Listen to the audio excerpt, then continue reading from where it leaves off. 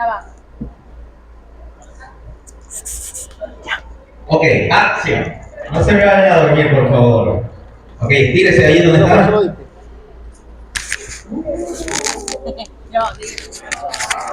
Sabroso, ¿verdad? ¿Qué tendrá eso, verdad? De estirarse. Eso debe tener un misterio. Hablando ahorita de misterio, ¿verdad? ¿Qué misterio hay en eso? Estirarse tan sabroso. Dígame cuando uno está en la cama y se estira sabroso y la cama está frita, ¿verdad? Sabroso.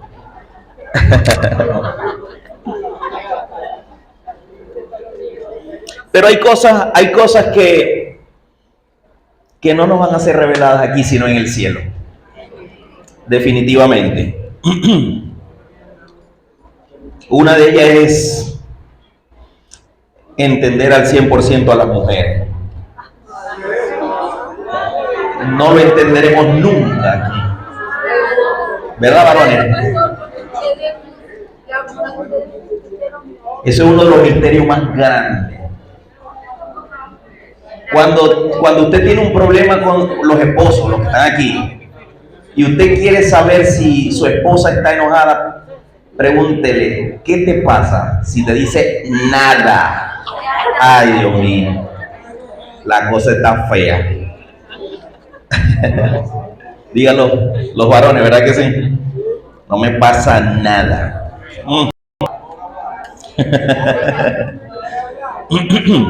Hay gente que se pone a buscarle las 5 patas al gato. En la palabra no, en la palabra lo que está escrito, lo que Dios no quiso revelar está revelado. Hay gente que se pone a investigar cómo se llamó la esposa de Pablo, que Pablo tuvo, de Pedro, perdón, la esposa de Pedro, porque Pedro tuvo suegra. Sí, si tuvo suegra, tuvo esposa. En la Biblia no dice cómo se llama la esposa. Y no lo vamos a saber, lo vamos a saber más adelante. Hay muchas cosas que vamos a conocer más allá. Pero bueno, veamos a lo que vamos. Hoy vamos a hablar sobre los evangelios sinópticos. Sí, y siempre me tocan las palabras raras, ¿verdad? La otra vez nos tocó hablar de hermenéutica y se oye un poquito complicado, pero es más sencillo de lo que usted se imagina. Y básicamente vamos a hablar hoy sobre el evangelio de Mateo. Yo quiero primero dar un repaso de lo que es la clase completa, ¿ok? Y después me voy a la parte de la enseñanza que quiero darles a todos el día de hoy. Y vamos a repasar rápidamente lo que es la parte teórica de esta materia, que está bien sencillita, ¿ok? ¿Qué son los evangelios sinópticos? Los evangelios son, o estos sinópticos son 3: Mateo, Marcos y Lucas, los primeros 3 libros del Nuevo Testamento.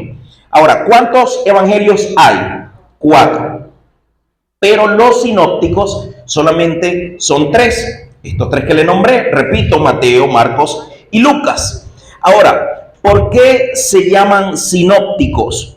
Se llaman así porque al estudiarse, pueden verse juntos o compararse en columnas paralelas y poder ver las similitudes que hay entre un evangelio o entre una narrativa y otra narrativa.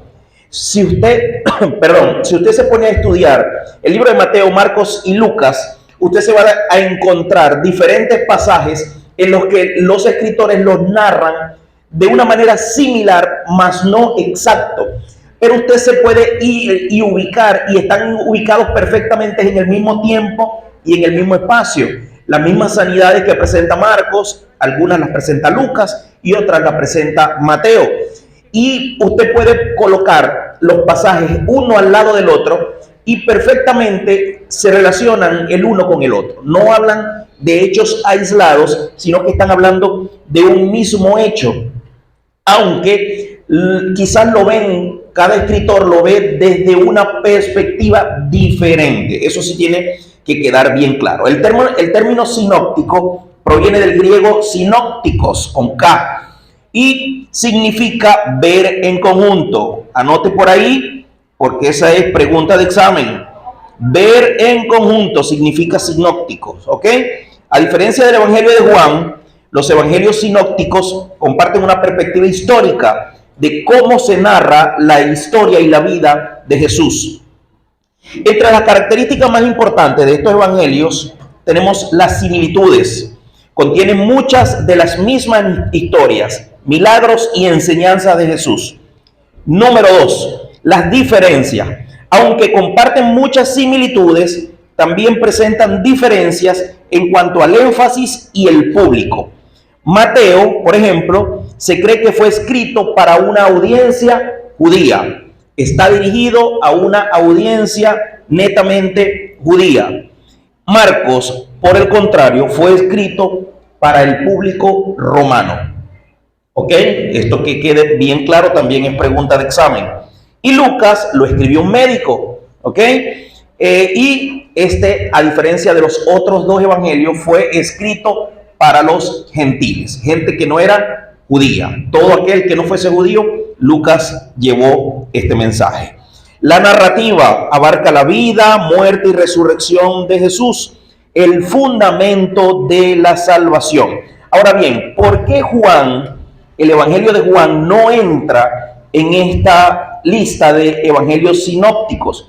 A diferencia de estos tres, Juan se considera diferente porque narra el ministerio de Jesús de una manera muy distinta, con un enfoque en un contexto más teológico. Yo siempre digo que Juan como que ve a Jesús o narra la persona de Jesús desde una manera más humana. Usted quiere conocer al Jesús humano, cómo trataba a las personas, cómo le hablaba a las personas, váyase a Juan. Pero usted quiere conocer los milagros, váyase a Mateo. Usted quiere ver a Jesús dando parábolas, váyase a Mateo. Las enseñanzas de los primeros tres evangelios es como la parte ministerial de Jesús. Se enfoca en los milagros, en las parábolas, en las enseñanzas, en los detalles de la muerte. De hecho, el evangelio lleva a una genealogía, hablando de todas las raíces, desde David hasta Jesús. ¿Okay? Es el único que nos presenta el árbol genealógico de Jesús. Y el libro de Juan, usted se pone a estudiar el libro de Juan, usted quiere ver una parte más humana de Jesús, váyase a Juan. Ahora bien, Mateo, el evangelio de Mateo fue escrito obviamente por Mateo, también llamado Leví, un recaudador de impuestos que se convirtió en discípulo del Señor. Está dirigido a los lectores judíos, como le dije hace un momento.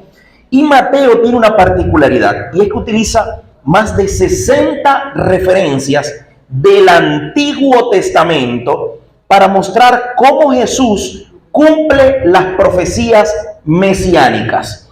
Recuerde usted que el Antiguo Testamento es una sombra del Nuevo Testamento. Usted, cuando le hablen de Jesús y le hablen del Antiguo Testamento, es decir, Jesús no había nacido, pero en todo el Antiguo Testamento, desde el Génesis hasta Malaquías, en cada uno de los libros siempre hay una sombra de lo que había de venir. Siempre se habla de Jesús. Obviamente no se habla de Jesús con el nombre de Jesús, pero siempre se profetiza sobre la venida del Señor a la tierra. No hay un libro en la Biblia que no pronuncie o que no haga referencia a la venida de Jesús. Esto tiene que estar bien claro. ¿Ok? Y entre las enseñanzas más importantes del Señor en el libro de Mateo podemos encontrar la siguiente. El primer punto importante, el sermón de las bienaventuranzas. Jesús presenta en su enseñanza, en este sermón, una serie de bienaventuranzas, y muchos la interpretan como una ley mosaica, es decir, una ley judía para la vida, sobre cómo nosotros debemos vivir dentro del reino de Dios. Mateo muestra que Jesús no vino a abolir la ley. Hay muchos que dicen, no, es que Jesús vino a romper toda la ley. No, Jesús vino a cumplir la ley para hacernos libres de la maldición y ahora ser parte de la redención. ¿Ok? En sí, la enseñanza del sermón de las bienaventuranzas tiene que ver, número uno, con la práctica de la humildad, la misericordia, la paz y las relaciones cotidianas. Busca la justicia, la integridad y también los pensamientos y las buenas motivaciones. Usted se va al sermón de las bienaventuranzas y, por ejemplo, dice: bienaventurados los de limpio corazón, porque ellos verán a Dios. Bienaventurados los que lloran, ¿por qué? porque recibirán consolación. Y así usted va viendo cómo Jesús narra una serie de bienaventuranzas. ¿Sabe usted qué es bienaventurado?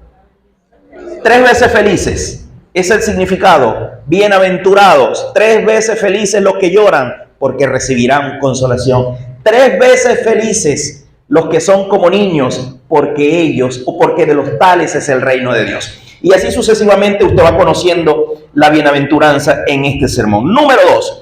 Punto importante en el libro de Mateo, la confesión de Pedro. Una confesión que ha traído malinterpretación y confusión desde ese momento hasta hoy en día. ¿Por qué? Porque es un momento crucial en el que Pedro reconoce a Jesús como Cristo, Hijo del Dios viviente. Usted acuérdese del pasaje donde Jesús le pregunta a sus discípulos, ¿quién dice la gente que yo soy? Y la gente empieza a decirles, unos dicen que eres Juan el Bautista, otros dicen que eres Elías, otros dicen que eres tal o fulanito. Y dice Jesús, ok, está muy bien. Ahora, ¿quiénes dicen ustedes que yo soy? Entonces salió el alebrestado. Pedro siempre era alebrestadito. Yo me imagino que era el más salido de todos. Y salió y le dijo, Señor, tú eres el Cristo, el Hijo del Dios viviente. Y la respuesta de Jesús fue clara y le dijo, bienaventurado. Mira, le volvió con la palabra bienaventurado. 3 veces felices eres, Pedro, porque no te lo reveló carne ni sangre, sino mi Padre que está en los cielos. ¿Verdad? Y le dijo, y sobre esta roca, ¿ok? Y yo te digo a ti, Pedro, sobre esta roca edificaré mi iglesia. ¿Sobre cuál roca estábamos hablando? Y eso lo hemos hablado ya. ¿Sobre qué roca? Sobre Cristo, sobre la roca de Cristo, sobre la roca de que Jesús era el Hijo de Dios. Sobre esa roca edificaré mi iglesia. Ese es el punto más importante, uno de los segundos puntos más importantes en el libro de Mateo. Aplicando la práctica, afirma y proclama la identidad de Jesús como el Señor. Y el tercer punto más importante en el libro de Mateo, y es nuestra tarea hasta el día de hoy. Mire, hay dones en la palabra de Dios que se llaman dones ministeriales. Están los frutos del Espíritu. Están los dones que el Señor puede regalarnos a cada uno de nosotros. Pero hay algo bien importante que debemos entender. Y es que, por ejemplo, los dones ministeriales son dones que el Señor da a ciertas personas para apartarlos para el ministerio. Existen 5 dones ministeriales. Los conocemos: apóstoles, profetas, pastores, evangelistas y maestros. ¿Verdad que sí? Esos son dones ministeriales. Esos dones Dios se los da a quien Él quiera. A quien Dios quiera, Él se los da. Y son simplemente dones de servicio. No son dones de exaltación, son dones de servicio. Aparta a las personas para la edificación del cuerpo de Cristo. Ahora bien, hay también, ¿verdad?, en base a esto, un don y un mandato que Dios nos da para toda la iglesia. Que ese nadie puede decir, Señor, yo puedo cumplir esto, puedo cumplir lo otro, pero esto no. Este lo tenemos que cumplir todos. Chiquito, grande, blanquito, negrito, gordito, flaquito, y se llama la Gran Comisión. Diga conmigo, la Gran Comisión. Dice el libro de Mateo 28:19, por tanto, id y haced discípulos a las naciones, bautizándolos en el nombre del Padre y del Hijo y del Espíritu Santo, enseñando que guarden todas las cosas, y aquí yo estoy con vosotros todos los días, hasta el fin del mundo. Amén. Id por todo el mundo. Cuando la palabra de Dios te da una frase que termina en de, id, sed, orad. Hay un versículo que dice, orad sin cesar, estad siempre gozosos. Cuando usted vea una palabra en la Biblia que termina en de, quiere decir que es una acción continua, que no termina, que usted tiene que estar todo el tiempo practicándola. Y dice Mateo 28:19, por tanto, id y haced discípulos. Si dice id, es porque todo el tiempo tenemos que hacerlo. Por eso es que la palabra nos envía a predicar. Por eso es que somos tan insistentes nosotros en que debemos hablar todo el tiempo de Cristo. Todo el tiempo, en el mínimo momento en el que usted se le presente la oportunidad, usted tiene que hablarle a la gente de Cristo, porque es un mandato. ¿Ok? Número 1, usted debe tener presente que debe participar activamente en la misión global de la iglesia para predicar y enseñar un discipulado integral que abarque todas las áreas de la vida. ¿Estamos claros hasta ahora? Continuamos. Ahora, los evangelios, ¿verdad? Nos hablan y nos narran la vida de la persona más importante de la historia. De un ser que no tiene comparación. Fue el protagonista de la redención del ser humano. Mire, en un momento a Isaías, al profeta Isaías, muchísimos años antes de que se le manifestara a Jesús en la tierra, a Isaías se le trae una revelación, y esa revelación era una discusión que tenía Dios en el cielo. Y decía, porque recuerden que había un plan de salvación. Cuando Adán y Eva pierden la vida eterna en el Edén, caen en pecado y toda la humanidad, dice la Biblia, que fuimos destituidos de la gloria de Dios. Destituidos, no teníamos derecho a nada. Estábamos muertos en delitos y pecados. Y en el libro de Isaías, al profeta Isaías le viene una revelación de parte de Dios. Y es una discusión que Dios tiene en el cielo. Porque Dios estaba como que planificando a cómo podemos traer redención al hombre. Y dice el versículo 8 del capítulo 6, después oí que el Señor preguntaba, ¿a quién enviaré como mensajero a este pueblo? ¿Quién irá por nosotros a darle redención? Y Jesús en el cielo dijo, heme aquí, envíame a mí. Miren la decisión que tomó Jesús antes de nacer. Hay muchos que conocen a Jesús en verdad. ¿Cuántos de los que están aquí pueden decir que conocen al Señor? Miren, y no podemos decir conozco al Señor a la ligera. Mire, usted tiene que ser muy cuidadoso en el hecho de decir yo conozco a Jesús. Porque a Jesús no se le conoce por ir a actividades. A Jesús no se le conoce simplemente por decir tengo 20 años en el Evangelio. De hecho, yo puedo dar como testimonio que a pesar de que he tenido muchísimos años en el Evangelio, los primeros años de mi vida como practicante en el Evangelio no conocía a Jesús. Tampoco te voy a decir que no lo conocí ahorita, no, lo conocí muchos años después de haberle servido. Y yo iba a la iglesia, y yo cantaba, y yo tocaba los instrumentos, pero yo no conocía a Jesús. Porque para conocer a Jesús hay que tener una relación con Jesús. Porque para saber cómo Él piensa, yo tengo que leer su palabra. Para saber lo que Él dice de mí, yo tengo que conocer lo que está escrito en la palabra. ¿Cómo usted va a conocer su identidad si usted no sabe lo que Dios piensa de usted? Por eso es que usted ve mucha gente hoy en día que usted lo llega y le saluda y usted le dice, ¿cómo está mi hermano?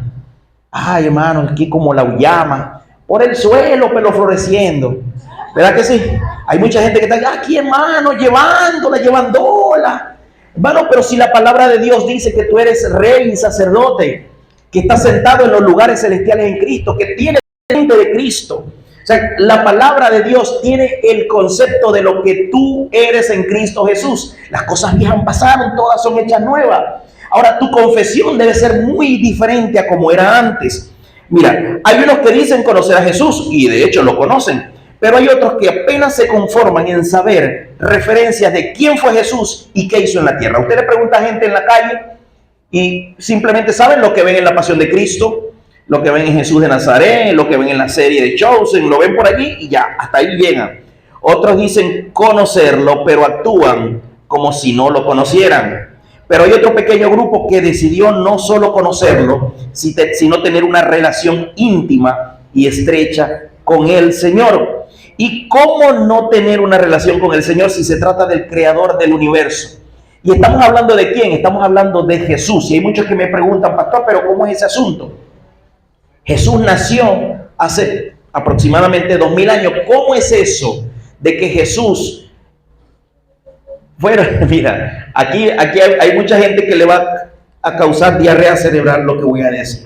Y quiero que presten mucha atención, porque no quiero que nadie se confunda, sino que por el contrario, usted salga con una mente abierta de lo que la palabra de Dios nos enseña sobre Jesús. Porque la vida de Jesús no empezó cuando nació de María.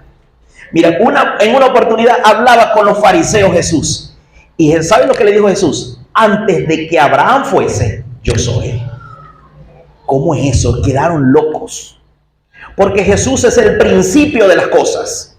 Usted se va al libro de Juan, el Evangelio según San Juan, y dice, en el principio, ¿cuál es el principio? Cuando Dios creó todas las cosas. En el principio era el verbo. ¿Qué es el verbo? Jesús era el verbo.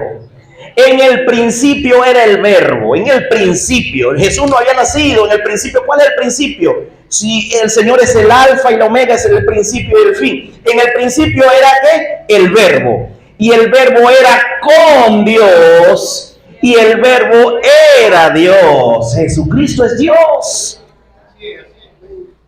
Y es tremendo. En el principio era el verbo. Y el verbo era con Dios. Y el verbo era Dios. Dice el versículo 2, el 3. Y todas las cosas por Él. ¿Por quién? Por Jesús. Todas las cosas por Él fueron hechas. ¿Ok? Y sin Él, nada de lo que es hecho fue hecho. Es decir, todas las cosas que usted ve hoy en día fueron hechos por Él y para Él. Quiere decir que usted fue hecho por Él. ¿Y para quién? Para Él. Quiere decir que tu vida le pertenece ¿a quién?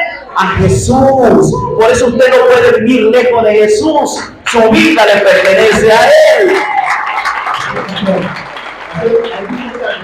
Sí. Hemos creído siempre de que Jesús, cuando vino a esta tierra, Él vino como hombre porque como Dios lo podía redimir. Así es. Sin embargo, podemos ver allí de que aunque Jesús no caminó como Dios, si mostró la creencia de Dios. Por supuesto. Porque Él era Dios, y el mismo Juan lo dice, el principio era Dios. O sea, sí. En otras palabras, eso no niega la eficacia de la redención. Claro. Él podía mostrar que yo soy Dios, pero yo sí estoy caminando como Claro, tenía que haber un sacrificio para la redención del hombre. Tenía que haber, sí, claro, tenía que haber derramamiento de sangre. Mire, cuando Adán y Eva pecaron, ¿qué hizo Dios para cubrirlos? Hubo sacrificio, derramamiento de sangre, hubo sacrificio. ¿Por qué? ¿Con qué piel cubrieron a Adán y Eva?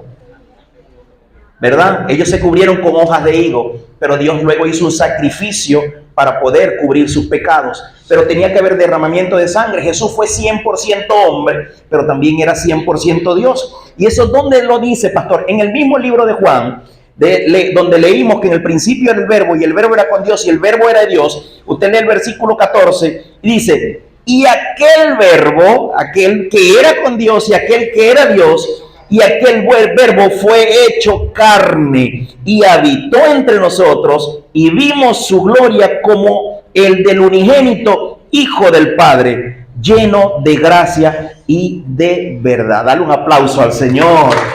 Él se lo merece. Es tremendo. Mira, esta revelación es tremenda. Mira, hay muchos pasajes en la palabra de Dios, en el Antiguo Testamento, donde se ve el reflejo de Jesús y la imagen de Jesús, aunque no dicen que era Jesús. Por ejemplo, yo soy de los que dicen que el que le tapó la boca a los leones en el foso donde estaba Daniel fue Jesús. ¿Se acuerdan cuando Sadrach, Mesach y Abednego fueron echados en el horno de fuego?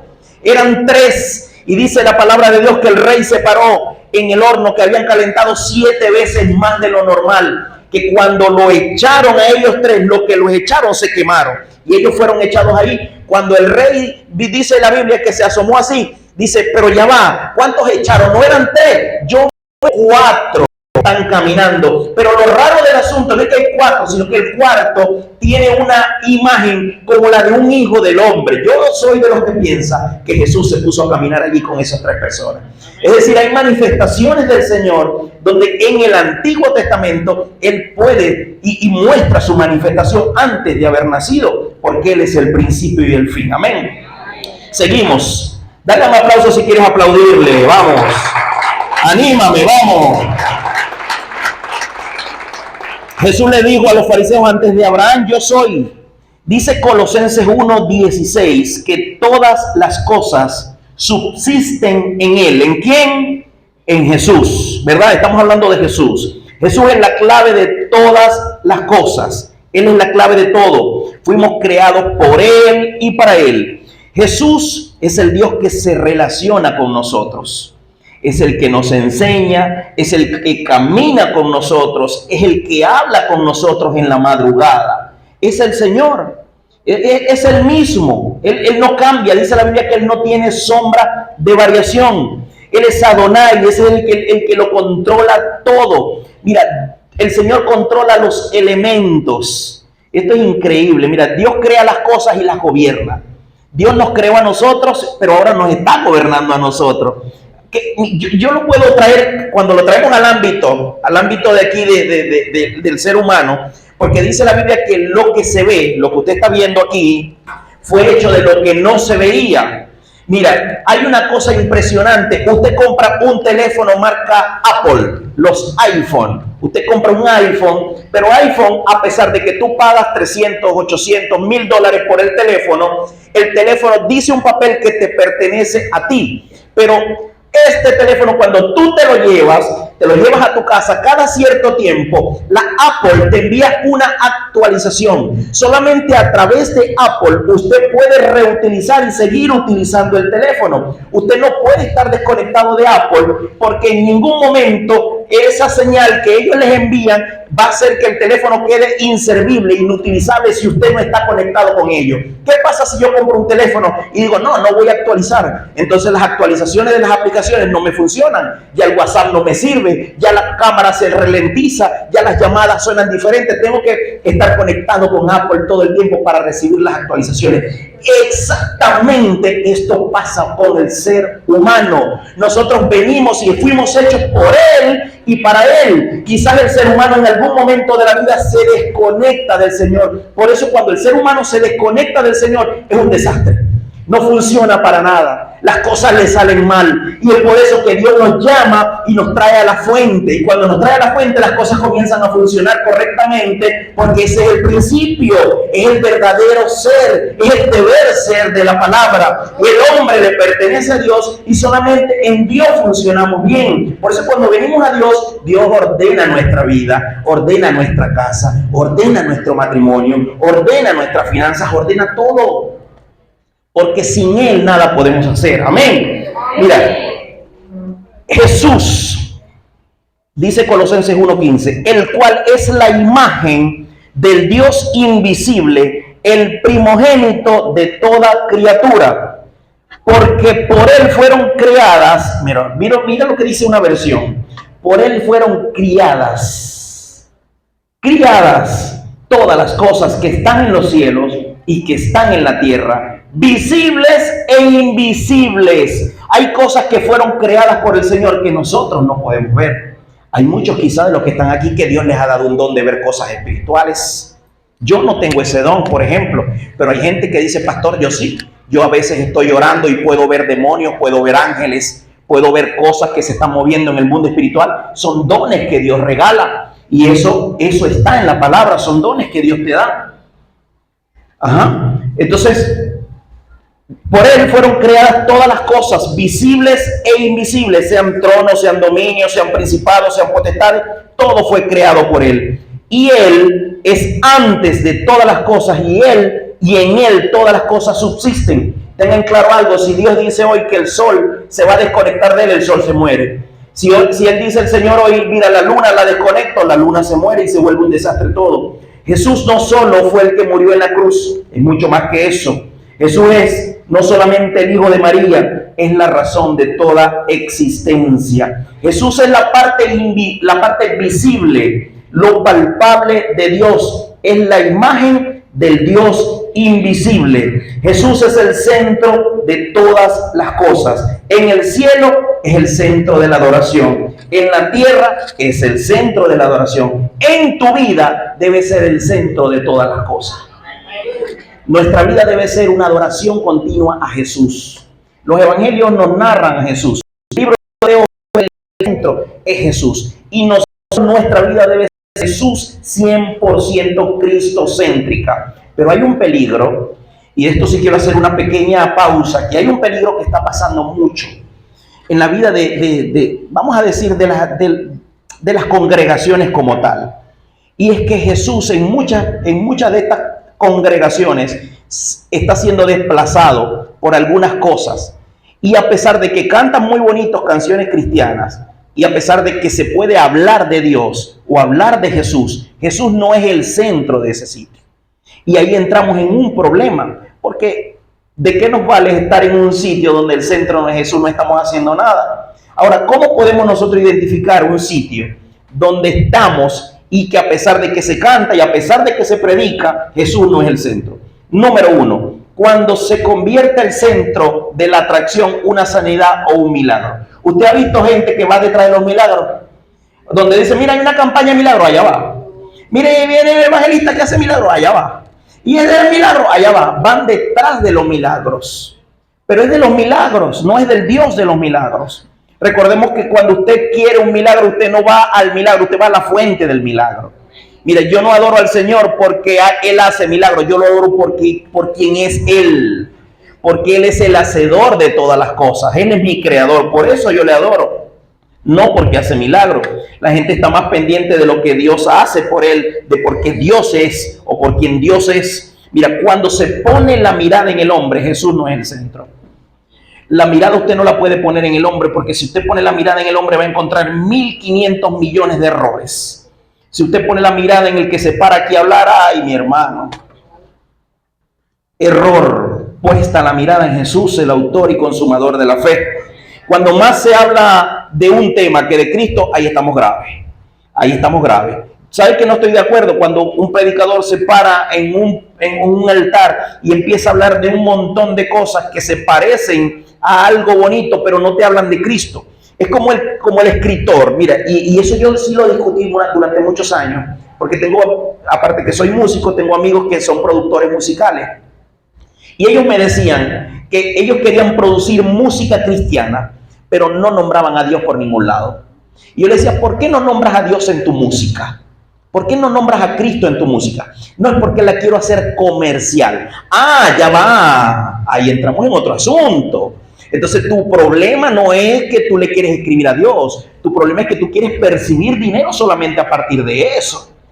¿Verdad? Entonces Cristo no es el centro de tu talento, no es el centro de tu adoración. Es el comercio. Entonces ahí entramos en un problema. Ah, pero que ya va. Usted quiere saber cuál canción es de Dios y cuál no es de Dios. Escúchela. Si usted le puede aplicar exactamente una canción a una mujer, esa canción no es de Dios. ¿Sí o no? Si usted agarra la letra de una canción porque no nombra a Dios en ninguna parte y usted dice, ya va, vamos a ver, esta canción yo se la voy a aplicar a mi esposo o a mi esposa. Y no dice en ningún momento Dios, Cristo, nada, sino que simplemente agarra y sí es aplicable, es dedicable. Esa canción no tiene a Dios por ningún lado, fue escrita con un doble propósito. ¿Ok? Es una señal. Dice por acá, cuando se pierde el enfoque en Jesús y se ponen los dones, cuando se pierde el enfoque en Jesús y se pone en los dones, allí el poder de Dios se detiene. Cuando usted ve que en medio de una presencia de la unción, alguien está comiendo chicle, ahí no hay presencia de Dios. Hay muchos servicios que se han convertido más en una exhibición de talento. Cuando usted ve más talento que se hable de Cristo, ahí ya va, hay que esperar, hay que meterle el ojo al asunto. Porque mira, algo que me encanta aquí en el movimiento de Cristo es que se le ha dado prioridad a la palabra. Antes no, los que empezamos aquí en el movimiento, ¿se acuerdan? Eran 3 horas de show, ¿verdad que sí? Cantantes, teatro, música, ferrebú, vestido de muchacha, de chica, todo era el show. Y cuando venía la palabra, ¿cuánto predicábamos? 5 minutos cada uno, 4 minutos cada uno. Cuando llegábamos al 4:30, el jefe paraba aquí al ladito, a la patica de la oreja, para que nos sentáramos. Pero mira cómo Dios hace perfectas las cosas, que va transformando, renovando, trayendo nuevas cosas. Y hoy en día, ¿cuál es la prioridad de este movimiento? La palabra, porque la palabra de Dios es vida, es eficaz, es más cortante que espada de 2 filos, dice el libro de Hebreos. Mira, en el libro de Hechos, Pedro y Juan fueron golpeados por sanar a un hombre y fueron encarcelados. Pero cuando salieron de la cárcel, ¿qué fue lo primero que hicieron? Fueron a predicar otra vez. Ellos tenían claro lo que escribió Mateo. Por tanto, y el mandato que había hecho Jesús, y presta atención a lo que le voy a decir. El mandato que dio Jesús a sus discípulos, ellos lo acataron al 100%. Por tanto, id y haced discípulos. ¿Cómo se hace un discípulo? ¿Qué se le enseña a un discípulo? Cuando usted va a discipular a alguien, usted no le enseña cosas humanas, usted le enseña cosas de Cristo, cosas sobrenaturales del Señor. Usted no puede discipular a alguien solamente hablándole de su testimonio. hablándole de yo, mira, yo esto, yo hice lo otro, yo hice lo otro, yo hice lo otro. No va a funcionar, no va a funcionar, porque Dios trata a las personas desde diferentes procesos. El proceso que me funcionó a mí, la fórmula que Dios utilizó conmigo, no va a ser lo mismo para ti. Mire, y hay un testimonio que suena un poco chistoso. En una oportunidad, una mujer, el marido era un borracho, era un patán. Y dice la anécdota, que la mujer se metió en ayuno y le dijo a una hermana en pleno ayuno, bueno, vas a agarrar y vas a agarrar toda la ropa de tu marido y la vas a ungir con aceite. Y te vas a meter en 3 días de ayuno sin tomar agua y vas a ver que tu esposo se va a convertir al Señor. Y dice la anécdota que la mujer entró en ayuno, agarró la ropa del hombre, la ungió con aceite y no pasaron ni 2 meses y el hombre cayó a los pies del Señor. Se vino a la iglesia y empezó a caminar con Cristo, con la mujer. 6 meses después, dice la anécdota, 6 meses después, esa mujer estaba con su esposo y llega una mujer llorando y ella le dice, ¿qué pasa? Mi marido es un borracho, yo no sé qué. Ay, yo te lo tengo la solución. Vení acá, a mí me funcionó. Vas a meterte en 3 días de ayuno y vas a agarrar y le vas a agarrar la ropa y se la vas a ungir con aceite y vas a orar y vas a ver que ese hombre va. Hermano, la mujer fue, agarró el ropero del hombre y se lo entapuzó de aceite, se metió en 3 días de ayuno. A los 3 días llegó a la iglesia con los ojos como una taparita. Hermana, ¿qué pasó? No, el marido mío me dio una paliza porque le dañé toda la ropa. No le funcionó, porque el trato del Señor para cada uno de nosotros es diferente. A mí me pudo haber llegado por A, pero a ti te va a llegar por B y por C. Algunos llegan por revelación, otros llegan por tribulación. Dios trata a cada uno como Él quiere. Amén. Entonces no podemos saber o decir, no, las señales, o Dios, vamos a llegar a todos por el mismo lugar. No, mira, algunos llegan en el último suspiro de la vida. Miren al ladrón de la cruz. Yo me imagino ese hombre llegando al cielo y el poco de evangélicos que estaban allá y de cristianos en el cielo y los que se han salvado, sean de donde sea, y preguntándole, mira, ¿de qué iglesia soy vos? Iglesia, yo soy de iglesia. ¿Y cuántos cultos fuiste? ¿Culto? ¿Qué culto? ¿Qué es eso? Mira, ¿y qué hiciste? Pero decime, ¿ah? ¿Y dónde te bautizaste? ¿Bautizaste? ¿Qué es eso? ¿Y quién era vos? ¿Y era un ladrón? ¡Un ladrón! Miren las cosas de Dios. Eso nada más lo hace Dios. Miren, el cielo, yo sé lo que digo, que nos vamos a llevar unas cuantas sorpresas. Gente que creíamos que está, no está, no estará. Y gente que creíamos que no estará, ahí va a estar. Cuidado, se encuentra allá Chávez allá. ¡Ey, me borra ahí! Tiene que amarlo, si lo encuentra ya tiene que amarlo. Se ría. No sabemos. ¿Quién soy yo para decir que en el último momento le pidió perdón al Señor y se arrepintió? Y Dios no es hombre. Dios no piensa como pensamos nosotros. Sus pensamientos son más que nuestros pensamientos. ¿Qué sabemos nosotros? Dios nos ama a todos. Hayamos pecado, no hayamos pecado, si tu pecado fue chiquito, fue blanquito, fue negrito, Dios nos ama a todos. Dios murió por toda la humanidad, por todos.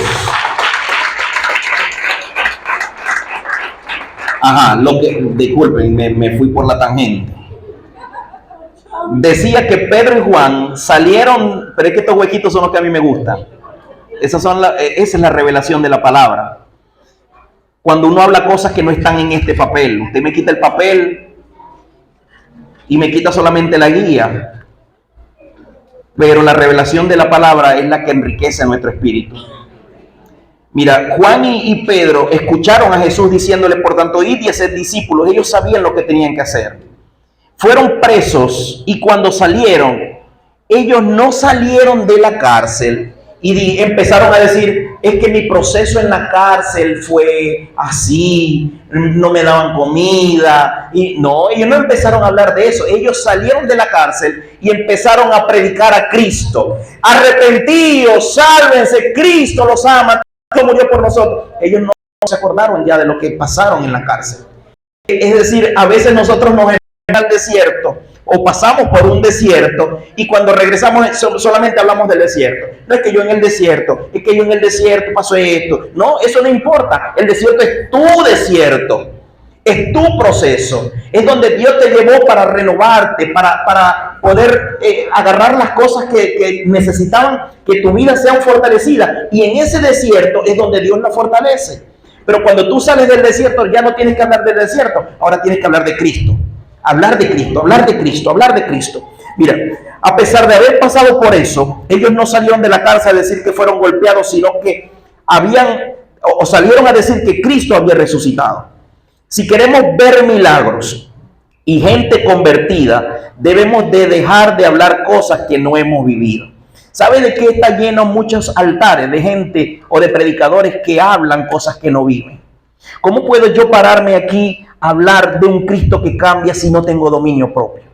¿Cómo puedo yo pararme aquí a hablar de familias prosperadas si no sé gobernar mi casa?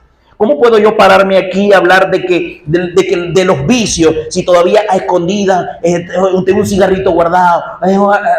Cosas que habían atrás, que habían en el viejo hombre. Yo no puedo hacerlo. No se puede. Se tiene que ser consecuente. La Biblia nos envía a ser congruentes de lo que dice la palabra, de quién tú eres y de lo que tú debes predicar. ¿Cómo puedo hablar de intimidad con Dios si yo no oro? ¿Ah? ¿Cómo yo puedo decir de aquí, párense, oren a las 4 de la mañana? Eso funciona si yo no me paro, si yo no tengo una intimidad con Dios. Algo que yo no tenía, y yo lo digo sin ningún tipo de pena, sin ningún tipo de vergüenza, y es que yo siempre no tenía el hábito de la oración, pero sí oraba. Pero yo tenía a Dios como Dios, no como mi amigo. Y una de las cosas que yo le he pedido al Señor en los últimos meses, le digo, Señor, yo quiero ser con vos como Batman y Robin, como Don Diego de la Vega y Bernardo, así, Señor, amiguitos. Yo quiero que seamos amigos, porque siempre lo vi como Dios. Siempre que yo oraba, Señor, que estás allá en los cielos, Señor, y nos enseñó la religión mucho tiempo, nos enseñó así, a que Dios está allá lejos y que nos escucha por allá una vocecita. Pero yo le dije ahora, a partir de unos meses para acá, le dije, Señor, yo quiero ser tu amigo. Todavía quizás no somos los mejores amigos, pero yo sigo insistiendo, Señor, y le hablo cosas que me interesan, cosas que le interesan a Él porque son de interés mío. Lo que te interesa a ti le interesa al Señor. Y trato de pedirle eso todos los días, Señor, yo quiero ser tu amigo. Yo quiero tomar decisiones, pero contigo. Yo quiero comprar las cosas que tú me digas que sí puedo comprar. Yo quiero ir para donde tú me digas que yo debo ir. Yo no debo estar con gente que tú me dices que no debe estar. O sea, yo quiero tomar todas mis decisiones ahora con el Señor. Quiero ser su amigo. Pablo dice 3 cosas de eso. Ya estamos terminando. Estamos cerca. Dice por acá, todo fue creado en Él. Lo dice Pablo de Jesús. Todo. ¿Qué es todo? Todo. Fue creado en Él. ¿En quién? En Jesús. Quiere decir que nuestra sustancia, nuestro ADN, viene de Jesús. Por eso, cuando estamos en el Espíritu, nos sentimos bien. No sé a quién le ha pasado, pero no sé si es a mí solo, no creo que sea a mí solo. Vamos a ver si hacemos este ejercicio acá. Cuando usted siente que está bien con Dios, hay momentos en la vida donde usted sabe cuando está bien con Dios, que parece una hojillita que usted dice, si se me atraviesa el diablo, lo pico en pedacitos. Sí, pero hay momentos en la vida donde usted sabe que tengo una semana que no oro, se siente como choreto, Dios mío, pero usted sabe cuando está fuerte con el Señor, ¿verdad que sí?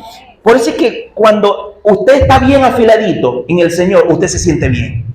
Cuando usted ora, cuando usted mantiene una conexión con Dios, cuando usted adora, cuando usted toma la decisión en la voluntad de Dios, usted se siente bien. ¿Por qué se siente bien? Porque está en su hábitat natural, está en su génesis, como debía ser todas las cosas. Ahora, todo fue creado en Él. Número 2, por Él, ¿ok? ¿Por quién? Por el Señor. Y para Él, eso lo dijimos, dice la Biblia, que el Señor dice, mía es la tierra y su plenitud. Mía es la tierra y lo que en Él habita. Aún Satanás, aún el diablo, tiembla ante la presencia de Dios. Satanás tiene poder, tiene cierto poder, pero más poderoso, dice la palabra, es el que está en nosotros que el que está en el mundo. Así que usted no tema, no le tenga. Hay gente que le tiene miedo al diablo. Usted no puede, no debe tenerle miedo al enemigo. No debe. Porque dice la Biblia que Dios nos dio autoridad sobre. Usted puede echar. Por eso es que dice la Biblia, pondrán las manos sobre los enfermos y sanarán. En mi nombre, ¿en el nombre de quién? De Jesús. Echarán fuera demonios. Es decir, que en el nombre de Jesús, aún los demonios se sujetan. El demonio debe sujetarse. A veces usted puede estar en la noche en la casa y puede escuchar al diablo en la cocina haciendo, bueno, sí, póngalo, mándelo a lavar los corotos, sí, vaya a lavar los corotos que quedaron sucios. Mira, no se le debe temer, no se le debe temer al enemigo. Y eso, mire, yo conocí a un hombre grandulón. Cuando vea al hermano, me acuerdo, al varón así grande, así como el hermano de Naranja. Mire, y él era el operador de una emisora donde yo trabajaba. La emisora quedaba del lado arriba y en la parte de abajo había una casa donde las personas tenían habitación, tenían cocina, tenían baño, y el muchacho se encerraba en la cabina a las 9 de la noche y no salía hasta el día siguiente a las 8 de la mañana porque él le daba miedo, porque él decía que escuchaba cosas en la noche en la casa. Dice, no, yo no bajo. No, sí, allá abajo se escuchan las olletas en la noche. Y resulta que eran los ratones haciendo fiesta. Y él le tenía miedo, pero y le decía, pero si, ¿cómo vas a tenerle miedo si tienes la autoridad del Señor? Eso es lo que pasa cuando no conocemos la autoridad que Dios nos ha dado. Miren, por eso es que nosotros jamás seremos felices en una vida que está lejos de Dios. Y es que usted no le pertenece al enemigo. Tenga eso bien claro. Usted no le pertenece al diablo, usted le pertenece a Dios. Su familia le pertenece a Dios, su casa le pertenece a Dios, tu trabajo le pertenece a Dios, tus finanzas le pertenecen a Dios, todo le pertenece a Dios. De hecho, usted puede estar casado, los que están casados, levanten la mano los casados aquí. Usted le pertenece a su esposa, usted le pertenece a su esposo, pero es aquí en el planito este. Pero en otro plano más arriba, usted no le pertenece a él, usted le pertenece a Dios. Amén. Mira, eso es impresionante. Dios te hizo como tú eres. Te hizo con tu diseño. A uno los hizo calladitos. Yo a veces le digo, todavía le digo, Señor, yo quería ser un poquito más salido. Me hubiera hecho un poquito más salido, Señor. Pero es que Dios no me hizo así, Dios me hizo así calladito, pues. Así que hay gente, mira, que se sorprende cuando me ve predicando. Dice, pero si el pastor Pernia afuera no habla casi. Pero cuando está aquí como que se transforma. Yo, bueno, gracias, Señor, porque una de las cosas que yo le dije, cuando Dios me llamó al pastorado, le dije, Señor, cuando yo me pare a predicar tu palabra, yo quiero que tu unción siempre esté conmigo. Yo quiero que tu presencia siempre esté conmigo. Que yo no me pare en un sitio sin que tu presencia, mejor no quiero ir. Yo le dije como Moisés. Señor le dijo a Moisés, ve y háblale al faraón. Y le dijo el Señor, pero Señor, yo voy yo solo. Y le dijo, no, yo iré, mi presencia irá contigo. Y le dijo Moisés, sí, Señor, porque si tu presencia no va, yo no quiero ir. Y yo le dije al Señor esa misma palabra. Y usted tiene que hacerlo así. En el plano en el que el Señor quiere utilizarse, o utilizarte a ti, usted dígale, Señor, si usted quiere que yo vaya para allá, yo no voy a ir solo. Si usted va conmigo, yo voy a donde sea. Donde usted me mande, yo voy a ir, pero que tu presencia siempre esté conmigo, siempre. Siempre. Finalmente, todo subsiste en Él. El Señor le dice al sol, sale por aquí y se mete por allá. Se mete por acá y sale por allá. Cuando aquí es de mañana, en China, aquí de noche, en China es de día. Y eso no cambia, es una continua orden de Dios que se va a cumplir para siempre. Mira, Jesús dice que tú fuiste creado por Él y para Él y no puedes desconectarte de Él. Tienes que mantenerte todo el tiempo en